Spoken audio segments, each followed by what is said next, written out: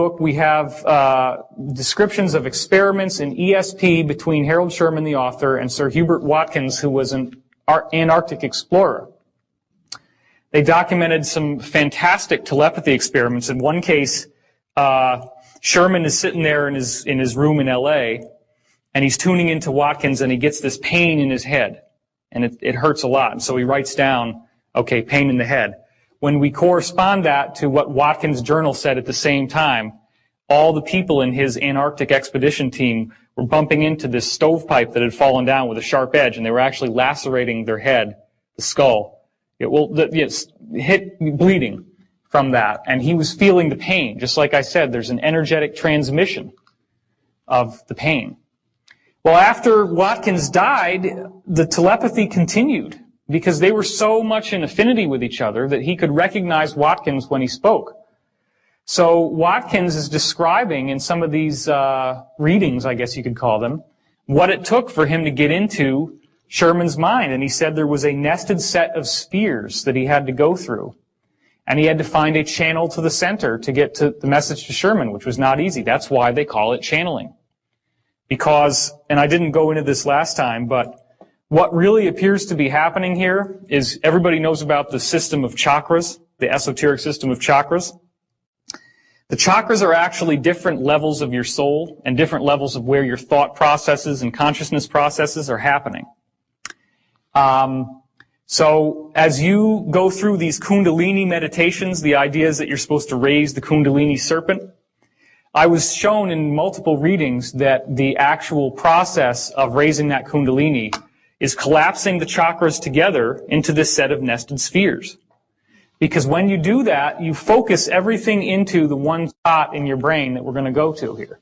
So this is bringing all your chakras together and then finding that channel so that the entity that's trying to reach you or your higher self can get to the center. Because the center is where all the action happens.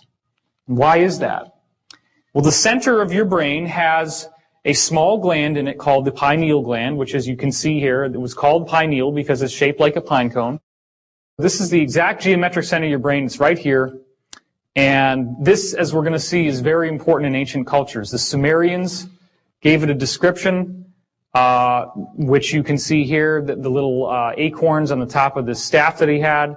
And there's also a little jobber up here. And what we found out from Dan Burish is that these can be reversed. The cylinder seals can be flipped over, and when you start doing that, you see some very interesting things, like the eye in the triangle, and another eye in the triangle right here. So the Sumerians were hiding information. They were encrypting information in these seals. So this is the one we were just looking at. Here's your little pineal gland, and the other one up there. Well, look at this. Now, if you've seen Stargate SG-1, the first episodes, you remember the Goa'uld, the villains in Stargate? You remember how they had these helmets that went around their head that looked like a snake? That's the helmet. That's the Anunnaki. They were human-like people, but they wore these weird helmets in order to appear like gods to the primitive Sumerians they came to. And this is how they encoded the secret of what they really looked like inside this image right here. It only works when you put a mirror image on it. But then you also see he's holding all these pineal gland staffs, and he's got this seal over his head, and more symbols here. But it gets a lot more direct as we go on, and you're going to start wondering to yourself, why in the world are all these cultures focusing on the pine cone? This is Osiris, the lord of the underworld in Egyptian mythology. This is his staff, which, as we now know, this is the raising Kundalini, the serpent, but it also represents DNA. And there on the top, as the Kundalini rises, what are they looking at? They're looking at the pine cone. That's the junction point where all this energy comes together. Now, King Tut has this Kundalini serpent actually going through his head. That's a symbol that they gave, that the pineal is fully activated, that your chakras have now all turned into that nested set of spheres, and that access from the higher realms is moving directly through your head. And they believed he had that. Whether he did or not, we don't know. Here's the Babylonian god Tammuz, and as you can see, he's holding a pine cone. So once again, he's a very powerful god from that tradition, and you're seeing the same type of symbolism coming through. Then you go over into Hinduism, the goddess Shiva, the goddess of destruction, the breaking down of the old to purify the way for the new. What does her head look like? What does that hair look like? It's another pineal gland. And you've also got the redundancy with the symbol of the third eye, and you've got the serpent wrapped around her head. The same iconography once again. And it's so powerful in the Hindu tradition that even now it's common practice to wear a symbol of the third eye on your forehead if you're a woman, and they all have these various bindis, as they're called, that they can order and wear. This is, as we go more into more recent gods, the god of drunkenness and revelry, Bacchus. You can see he has the goat-shaped ears here, they're kind of demonic almost looking, and he also has the cloven feet. But then look at this. What's that? There it is again, huh? There's that pine cone. So once again, why do you think alcohol, hard liquor, is called spirits? Think about that for a minute. Because it opens the door to these influences. And the ancient people knew that. That's why they were called spirits. You've ever seen people who get like completely possessed when they're drunk and they just seem different, and they seem a lot more negative? Well, negative entities in some cases seem to be able to grab hold through the pineal gland. And so they knew about all this. They knew that drunkenness and revelry opened up the pineal. That's why he's got it on the top of his staff. Dionysus, who is the usher through the underworld, the usher through death and rebirth, he's also got the pineal gland, the pine cone on his staff. So there's the same message yet again. And here's another image of Dionysus with a bigger pine cone. Well, let's not leave out Buddhism. Check that out, right? Same exact thing once again, the hair. That's another symbol of the pineal gland. And even the fact that it looks like a pine cone with these little, the way that they braided their hair. I mean, all this was done deliberately to honor the pine cone. So then there's a quote from the Bible, the light of the body is the eye. If therefore your eye be single, your whole body shall be full of light. That's Matthew 6:22. Well, that's pretty weird, huh?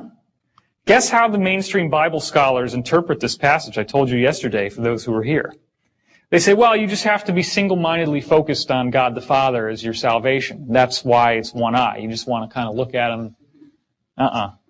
This is a single eye, and it makes your whole body full of light. Well, the Bible says God is light, so this is what's going on. It's your hyperdimensional gateway. The third eye, yeah. But surely we say, you know, even though maybe a Bible passage could be interpreted a certain way, it might not mean anything, probably doesn't mean anything. Surely the Vatican wouldn't follow something like this. That'd be silly. There's never any public acknowledgement of it, or do they? Well, check this out. This is the Vatican Square, and this is a gigantic statue of a pine cone. It's the largest statue in the Vatican, anywhere outside except for this little ball over here, which we're going to look at closer in just a second. Notice the peacocks, which have a very kind of Egyptian feeling to them, like the ibis, right? The Egyptian ibis. It's a very similar type of bird. And what's this all about? What's that look like to you? Aha, that's an open sarcophagus, just like in the King's Chamber or the Great Pyramid. What does the open sarcophagus symbolize in the Great Pyramid? No more death. The transition into spiritual life, okay? So, this all has to do with, I'm going to start walking a little bit. This all has to do with the knowledge of the higher forces, sacred geometry. All this stuff focuses on the pineal gland, the pine cone. Now, what do they call this actual part of the Vatican? They call it the Court of the Pine Cone. Okay? How weird is that? But I want to take a look at that little ball, so let's go in closer on it. There it is. That's huge. That's huge. And what's all this? This is like Greek columns, and then you get your saints on the top of the columns here. And here you have, I guess that's called the basilica over there. But you've got this gigantic ball, much bigger than anything else, and it's mirror polished. Well, that again is a symbol of divinity and the Creator. Okay? Well, there's the pine cone, and here's a guy. Look at that. I mean, a man is not even tall enough to reach the bottom of the pedestal of this pine cone. What the heck is the point? If everything that I'm telling you is bullshit and you go home and are like, oh my God, this guy has been smoking some really weird stuff. Okay, fine. If you want to believe that, that's fine, but answer me this. What the hell is that? And why is it there? And why do they care? And why is it in every single ancient culture in the world?